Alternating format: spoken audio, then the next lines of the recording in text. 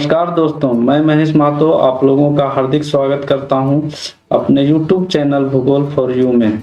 आज के वीडियो में हम लोग कक्षा 12 विषय भूगोल मानव भूगोल के मूलभूत सिद्धांत के अंतर्गत इकाई 2 अध्याय 2 विश्व जनसंख्या वितरण घनत्व और वृद्धि के अंतर्गत जननांकिकीय संक्रमण सिद्धांत के विषय में जानेंगे। तो आइए देखते हैं कि यह सिद्धांत क्या है, जननांकिकीय संक्रमण सिद्धांत क्या है, इस सिद्धांत को किसने दिया, इस सिद्धांत की क्या क्या विशेषताएं हैं और यह जो सिद्धांत है कितने अवस्थाओं में विभाजित किया जाता है, इसका क्या उपयोग है आदि के बारे में जानेंगे। सबसे पहले हम लोग जानेंगे कि जननांकिकीय संक्रमण सिद्धांत क्या है। किसी क्षेत्र की जनसंख्या की जननांकिकीय विशेषताओं इसे हम लोग जनसंख्या की विशेषताएं भी कहते हैं, जैसे जन्म दर, मृत्यु दर, जनसंख्या वृद्धि दर, साक्षरता, व्यवसायिक संरचना, निवास स्थान आदि में समय के साथ होने वाले परिवर्तनों को प्रदर्शित करने वाला एक आधुनिक जनसंख्या सिद्धांत है, जिसे जननांकिकीय संक्रमण सिद्धांत कहा जाता है। इस सिद्धांत को जनसंख्या संक्रमण सिद्धांत के भी नाम से जानते हैं। यह सिद्धांत हमें यह बतलाता है कि जैसे जैसे कोई समाज ग्रामीण, खेतीहर, अशिक्षित अवस्था से उन्नति करके नगरीय, औद्योगिक और साक्षर बनता है, तो किसी प्रदेश की जनसंख्या उच्च जन्म दर और उच्च मृत्यु दर से निम्न जन्म दर और निम्न मृत्यु दर में परिवर्तित हो जाती है। यह परिवर्तन अवस्थाओं में होता है, जिसे सामूहिक रूप से जननांकिकीय चक्र कहा जाता है। यह एक फ्लो चार्ट के माध्यम से जननांकिकीय संक्रमण सिद्धांत को समझाने का प्रयास किया गया है। इस सिद्धांत के अनुसार जब कोई समाज या देश प्रारंभिक अवस्था में होता है तो उसकी जो जनसंख्या होती है, सभी लोग गांवों में रहते हैं। सभी लोगों का कार्य जो आर्थिक क्रियाकलाप होता है वह प्राथमिक क्रियाकलाप के अंतर्गत खेती, पशुपालन, मत्स्य पालन, खनन, आखेट इत्यादि कार्य करते हैं तथा वहाँ की अधिकांश जनसंख्या या लगभग नहीं के बराबर जनसंख्या पढ़ी लिखी होती है। और जैसे जैसे वह उन्नति करता है, विकास करता है, बढ़ता है आगे, वैसे वैसे उसमें इन विशेषताओं में परिवर्तन होने लगता है। और ये जो विकास की उन्नति की जो प्रक्रिया है, इसी को हम लोग जननांकिकीय संक्रमण कहा जाता है या कहते हैं। तो यह काफी लंबा समय लगता है इसमें।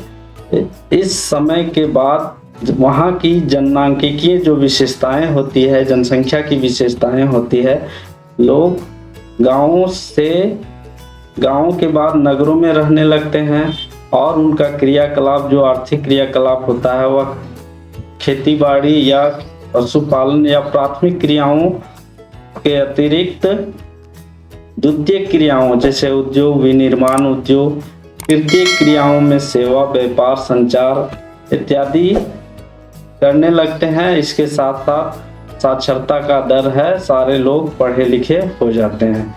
इस मॉडल के माध्यम से यह जननांकिकीय संक्रमण सिद्धांत को समझाने का प्रयास किया गया है। जननांकिकीय संक्रमण सिद्धांत का प्रतिपादन 1929 ईस्वी में W.S. थॉमसन के द्वारा मूल रूप से प्रस्तुत किया गया, जिससे 1945 में फ्रैंक W. नोटेस्टीन द्वारा संशोधित करके प्रस्तुत किया गया। नोटेस्टीन को जननांकिकीय संक्रमण सिद्धांत का जनक कहा जाता है। यह सिद्धांत ग्रेट ब्रिटेन, अमेरिका, ऑस्ट्रेलिया जैसे विकसित देशों के जन्म दर, मृत्यु दर, प्राकृतिक वृद्धि दर की प्रवृत्तियों पर आधारित है। इस सिद्धांत को जब प्रतिपादित किया गया था थॉमसन और नोटेस्टीन महोदय के द्वारा 1929 में, उस समय ग्रेट ब्रिटेन, अमेरिका और ऑस्ट्रेलिया यहाँ की जो जनसंख्या की विशेषताएं हैं उन्हीं को आधार बना करके यह सिद्धांत को प्रस्तुत किया गया। इस सिद्धांत के अनुसार किसी देश में जननांकिकीय संक्रमण 3 से 5 अवस्थाओं में होकर गुजरती है। कोई भी देश जनसांख्यिकीय संक्रमण की 3 से 5 अवस्थाओं में होकर गुजरती है। थॉमसन और नोटेस्टिन महोदय ने इसे 3 अवस्थाओं में विभाजित किया है। वहीं सीपी ब्लेकर ने इसे 5 अवस्थाओं में विभाजित किया है। सामान्य तौर पर इसे 3 अवस्थाओं वाले मॉडल के रूप में अपनाया गया है: प्रथम अवस्था, द्वितीय अवस्था और तृतीय अवस्था। ये जो जनसांख्यिकीय संक्रमण सिद्धांत है, इसका जो रेखा ग्राफ है, सामान्य रूप से इसे 3 अवस्थाओं में विभाजित किया जाता है। प्रथम अवस्था जो है यहाँ से यहाँ दिखाया गया है। प्रथम अवस्था को उच्च उतार चढ़ाव की अवस्था कहा जाता है। इसलिए इसको उच्च उतार चढ़ाव की अवस्था कहा जाता है क्योंकि यहाँ कभी जन्म दर अधिक, कभी मृत्यु दर अधिक, कभी जन्म दर, कभी मृत्यु दर, लेकिन ये जन्म दर और मृत्यु दर है वह हमेशा उच्च बना रहता है, ऊपर की ओर रहता है। और इस तरह से जनसंख्या जो वृद्धि होती है वह स्थिर होती है, इसीलिए उच्च उतार चढ़ाव की अवस्था कहा गया है। और इसमें जनसंख्या खेतीहर, ग्रामीण तथा अशिक्षित होती है। इस अवस्था से अभी दुनिया के लगभग सभी देश बाहर निकल चुके हैं। कुछ देशों में ऐसे क्षेत्र हैं जहां पर अभी भी आदिम प्रकार के आदिवासी लोग रहते हैं, वो अभी इसी अवस्था में। बाकी सभी देश पूर्ण रूप से या लगभग बाहर निकल चुके हैं। दूसरी अवस्था का शुरुआत जो होता है मृत्यु दर के गिरने के साथ ही शुरू होता है। ये मृत्यु दर की लाइन है और जन्म दर की ये लाइन है। यहाँ तक दूसरी अवस्था है। इस अवस्था को विस्तृत होती जनसंख्या की अवस्था कहा जाता है। क्यों कहा जाता है? क्योंकि यहाँ पर जन्म दर और मृत्यु दर का फासला अत्यधिक हो जाता है, जिसके कारण जनसंख्या की जो प्राकृतिक वृद्धि है वह अत्यधिक तीव्र गति से बढ़ती है। इसमें जन्म दर शुरू में ज्यों का त्यों बना रहता है और मृत्यु दर शुरुआत के समय से ही नीचे गिरता है और आगे बढ़ता है। इस देश में अधिकांश विकासशील देश शामिल होते हैं। विकासशील देश में जैसे भारत है, भारत, ब्राजील, दक्षिण अफ्रीका, मैक्सिको इस अवस्था के लास्ट स्टेज में, अंतिम में केनिया, श्रीलंका जो है ये लास्ट में है। इसका तृतीय अवस्था जो है, तृतीय अवस्था को निम्न उतार चढ़ाव की अवस्था कहा जाता है। इस अवस्था में जितने भी देश विकसित देश हैं, विकसित देश यूरोप में चाहे अमेरिका में कनाडा, यूएसए, और एशिया में जापान, सिंगापुर, और यूरोप में ग्रेट ब्रिटेन, फ्रांस, जर्मनी इत्यादि देश इस तृतीय अवस्था में शामिल किए जाते हैं। अभी इन जो तीनों अवस्थाएं हैं, इन तीनों अवस्थाओं की क्या क्या विशेषताएं हैं उसको हम लोग बारी बारी से चर्चा करेंगे। तो चलिए आगे देखते हैं। प्रथम अवस्था की क्या विशेषताएं हैं, या कोई देश प्रथम अवस्था में होता है तो उनकी क्या क्या विशेषताएं होती है। इस अवस्था को पूर्व आधुनिक, औद्योगिकीकरण से पूर्व की अवस्था और उच्च अस्थाई की अवस्था भी कहा जाता है। पूर्व आधुनिक से पहले, और इस समय उद्योगों का विकास नहीं हुआ रहता है, इसलिए औद्योगिकीकरण से पूर्व की अवस्था, तथा उच्च अस्थाई मतलब जन्म दर और मृत्यु दर समान होता है लेकिन उच्च होता है, 40-45 के आसपास होता है, जिसके कारण इसे उच्च अस्थाई की अवस्था कहा जाता है। इसमें उच्च जन्म दर और उच्च मृत्यु दर होता है। जनसंख्या वृद्धि बहुत धीमी गति से होती है। इस अवस्था में जनसंख्या की वृद्धि बहुत धीमी गति से होती है। जीवन प्रत्याशा या जीवन संभाव्यता निम्न होता है। जीवन प्रत्याशा क्या होता है या जीवन संभाव्यता? तो जीवन प्रत्याशा किसी देश में जब कोई बच्चा जन्म लेता है तो उसकी जीवित रहने की संभावना क्या होती है। इसका तात्पर्य यह है कि वहाँ के देशों की औसत उम्र या आयु क्या है, जीवन प्रत्याशा कहलाता है। इस अवस्था में अधिकांश जनसंख्या ग्रामीण होती है। नगरों का विकास नहीं के बराबर होता है। अर्थव्यवस्था जो होती है प्राथमिक क्रियाओं जैसे कृषि, पशुपालन, आखेट, भोजन संग्रह, खनन आदि पर आधारित होती है। महामारियाँ, इस अवस्था में महामारियाँ, अकाल, भोजन, अनिश्चितता अधिक रहती है। प्रौद्योगिकी का स्तर निम्न होता है, टेक्नोलॉजी का विकास नहीं के बराबर हुआ रहता है। परिवारों का आकार बड़ा होता है, संयुक्त परिवार होते हैं। जनसंख्या का आकार एवं घनत्व कम होता है। इस समय प्रथम अवस्था में किसी भी देश की जनसंख्या बहुत कम होती है और जनसंख्या घनत्व भी कम पाया जाता है। लगभग 200 वर्ष पूर्व विश्व के सभी देश इसी अवस्था में थे। स्वास्थ्य संबंधी सुविधाओं का पूर्ण अभाव पाया जाता है। वर्तमान समय में विश्व के जिन देशों में जन्म दर तथा मृत्यु दर 40 से अधिक है, वह देश इसी अवस्था में। किंतु अभी 40 जन्म दर और मृत्यु दर वाले देश बहुत कम है। लगभग सभी देश इस अवस्था से बाहर निकल चुके हैं।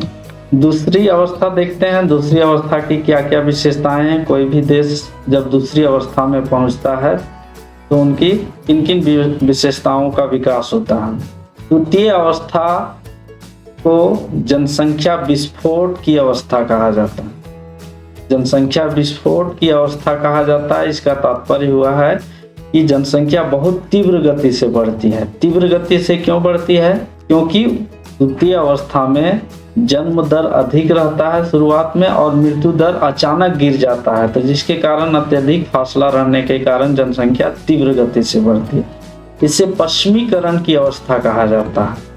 औद्योगिकीकरण की अवस्था के नाम से भी जाना जाता है। इस अवस्था में उद्योगों का विकास तीव्र गति से होता है। इस अवस्था के शुरुआत में जन्म दर बना रहता है, किंतु यह समय के साथ घटते जाता है। इस अवस्था का प्रारंभ मृत्यु दर के ह्रास के साथ होता है। जब मृत्यु दर अचानक गिरने लगती है तो इस द्वितीय अवस्था का प्रारंभ होता है। इस अवस्था के मध्य में मृत्यु दर और जन्म दर में अधिक अंतर होने के कारण जनसंख्या तीव्र गति से बढ़ती है, जिसका चर्चा हम लोग यहाँ कर चुके हैं। बढ़ती है, जिसके कारण इसे जनसंख्या का विस्फोटक अवस्था कहा जाता है। स्वास्थ्य संबंधी सुविधाओं में विकास एवं स्वच्छता में सुधार के कारण मृत्यु दर में कमी आती है। इस अवस्था में मृत्यु दर में कमी क्यों आती है? क्योंकि स्वास्थ्य संबंधी सुविधाओं का विकास हो जाता है और स्वच्छता में सुधार के कारण भी मृत्यु दर में कमी आती है। लेकिन द्वितीय अवस्था में जीवन प्रत्याशा, जीवन सभ्यता में वृद्धि होती है। जीवन प्रत्याशा बढ़ने लगता है। औसत आयु जो होती है किसी देश की वह बढ़ने लगता है। जीवित रहने की संभावना बढ़ने लगती है। क्यों बढ़ने लगती है? क्योंकि स्वास्थ्य संबंधी सुविधाओं का विकास हो गया रहता है। स्वास्थ्य संबंधी दवाइयों का उपयोग होने लगता है। औद्योगिक तथा नगरीय विकास की क्रियाएं तीव्र गति से होती हैं। औद्योगिकीकरण, नगरीकरण बहुत तीव्र गति से बढ़ती हैं। प्राथमिक क्रियाओं के साथ साथ द्वितीय एवं तृतीय क्रियाओं में संलग्नता बढ़ती जाती है। प्राथमिक क्रियाओं के साथ साथ द्वितीय क्रियाओं उद्योग की स्थापना होने से होती है और तृतीय क्रियाओं में संचार, व्यापार, सेवा इत्यादि का विकास होता है। इस अवस्था में परिवार नियोजन को अपनाने से परिवारों का आकार छोटा होता जाता है। जनसंख्या का आकार और घनत्व में वृद्धि हो जाता है। जनसंख्या तीव्र गति से बढ़ती है, जिसके कारण किसी क्षेत्र का जनसंख्या घनत्व में वृद्धि होता है। इस अवस्था में कार्यशील जनसंख्या का प्रतिशत अधिक होता है। कार्यशील जनसंख्या किसको कहते हैं? तो वैसी जनसंख्या जो आर्थिक क्रियाकलापों में भाग लेती है सक्रिय रूप से तथा इनकम का स्रोत होती है, जिसको 15 से 60 वर्ष 15 से 59 आयु वर्ग वाले लोगों को शामिल किया जाता है। वर्तमान समय में विश्व के विकासशील देश इसी श्रेणी में आते हैं। इस श्रेणी में कौन कौन देश आते हैं? विकासशील देश। अधिकांश विकासशील देश द्वितीय अवस्था से गुजर रहा है, जैसे भारत, चीन, ब्राजील, दक्षिण अफ्रीका, मैक्सिको आदि इसके अंतिम अवस्था में है। वहीं पाकिस्तान, बांग्लादेश, केन्या, जिम्बाब्वे आदि इसके प्रारंभिक अवस्था में है। तृतीय अवस्था की क्या विशेषताएं हैं? इस विशेषताओं में क्या क्या परिवर्तन होता है? तृतीय अवस्था को पश्चिमीकरण की अंतिम अवस्था कहा जाता है, अंतिम विकसित अवस्था कहा जाता है। इसे निम्न स्थायी तथा औद्योगिकीकरण के बाद की अवस्था भी कहा जाता है। निम्न स्थायी का तात्पर्य जन्म दर और मृत्यु दर दोनों कम हो जाता है। औद्योगिकीकरण के बाद की अवस्था औद्योगिकीकरण के बाद की अवस्था के नाम से भी जाना जाता है। जन्म दर तथा मृत्यु दर निम्न हो जाता है, प्रति 1005 से भी कम हो जाता है। जन्म दर और मृत्यु दर बहुत कम हो जाता है, कभी कभी तो यह ऋणात्मक हो जाता है, ऋणात्मक होने लगता है। जनसंख्या वृद्धि रुक जाती है और या ऋणात्मक हो जाती है। इस अवस्था में जनसंख्या वृद्धि रुक जाती है या ऋणात्मक हो जाती है। जीवन प्रत्याशा ऊंच हो जाता है, औसत आयु जो होती है वह ऊंच हो जाती है, जिससे 60 वर्ष से अधिक आयु वर्ग वाले लोगों की संख्या बढ़ने लगती है। नगरीय जनसंख्या का प्रतिशत अधिक हो जाता है, नगरों में लोग ज़्यादा निवास करने लगते हैं और ग्रामीण लोगों की संख्या में कमी आ जाती है। तृतीय एवं चतुर्थिक क्रियाओं में लगे लोगों का प्रतिशत अधिक होने लगता है या हो जाता है। इस अवस्था में, अंतिम अवस्था में, वहाँ के लोग प्राथमिक और द्वितीय क्रियाओं, उद्योग में भी और प्राथमिक क्रियाओं में कृषि, पशुपालन, ये सभी कार्य बहुत कम किए जाने लगते हैं और अगर किए भी जाते हैं तो उनमें वैज्ञानिक तरीके से किए जाते हैं। और तृतीय और चतुर्थ क्रियाओं में, जैसे सेवा सेक्टर हो गया या व्यापार हो गया, संचार, यातायात, परिवहन या उच्च बौद्धिक क्षमता वाले कार्यों को ज़्यादा लोग करने लगते हैं। इस अवस्था में भोजन की अनिश्चितता, अकाल इत्यादि की समस्या लगभग समाप्त हो जाती है। प्रौद्योगिकी का स्तर उच्च हो जाता है, टेक्नोलॉजी का काफी तीव्र गति से विकास होता है। परिवार का आकार छोटा एवं एकल हो जाता है, में बदल जाता है। साक्षरता और शिक्षा का स्तर उच्च हो जाता है। तृतीय अवस्था में साक्षरता उच्च स्थिति में हो जाती है। श्रम विशिष्टीकरण उच्च होता है। श्रम विशिष्टीकरण का तात्पर्य होता है कि स्पेशलाइज जो वर्कर होते हैं उनकी संख्या अधिक हो जाती है और अकुशल श्रमिक जो दिहाड़ी होते हैं का अभाव पाया जाता है। विश्व के अधिकांश विकसित देश इसी श्रेणी में आते हैं। विश्व के अधिकांश देश इसी श्रेणी में आते हैं, जैसे यूरोप में फ्रांस, जर्मनी, ग्रेट ब्रिटेन, उत्तरी अमेरिका में संयुक्त राज्य अमेरिका, कनाडा, एशिया में जापान, सिंगापुर, ऑस्ट्रेलिया में ऑस्ट्रेलिया, न्यूजीलैंड। अब वर्तमान समय में जननांकिकीय संक्रमण का तीसरी अवस्था से गुजर रहा है। अब इस जननांकिकीय संक्रमण सिद्धांत का क्या उपयोग है इसका, तो जननांकिकीय संक्रमण सिद्धांत का उपयोग किसी भी क्षेत्र, शुरू में हम लोग परिभाषा में देख चुके हैं, किसी भी क्षेत्र की जननांकिकीय विशेषताओं को वर्णन करने के लिए किया जाता है। जननांकिकीय विशेषताओं जन्म दर, मृत्यु दर, जनसंख्या की वृद्धि दर, साक्षरता, निवास स्थान इत्यादि विशेषताओं को वर्णन करने के लिए किया जाता है। और इसके साथ साथ इस सिद्धांत का सबसे बड़ा जो उपयोग है वह भविष्य की जनसंख्या का पूर्वानुमान लगाने के लिए किया जाता है। मतलब फ्यूचर की जनसंख्या कैसी होगी, वह किस तरह से ग्रोथ रेट होगा, जन्म दर, मृत्यु दर क्या होगा, यह सिद्धांत पूर्वानुमान लगाने में काफ़ी सहायता करता है। उम्मीद करते हैं दोस्तों यह वीडियो आप लोगों को पसंद आया होगा। अगर यह पसंद आया तो इसे लाइक करें तथा अपने दोस्तों के बीच शेयर करें और हमारे चैनल भूगोल फॉर यू को सब्सक्राइब करके बेल नोटिफिकेशन को जरूर दबाएं ताकि आगे आने वाले वीडियो का नोटिफिकेशन आप लोगों तक आता रहे। आप लोगों को बहुत बहुत धन्यवाद। जय हिंद, जय भारत।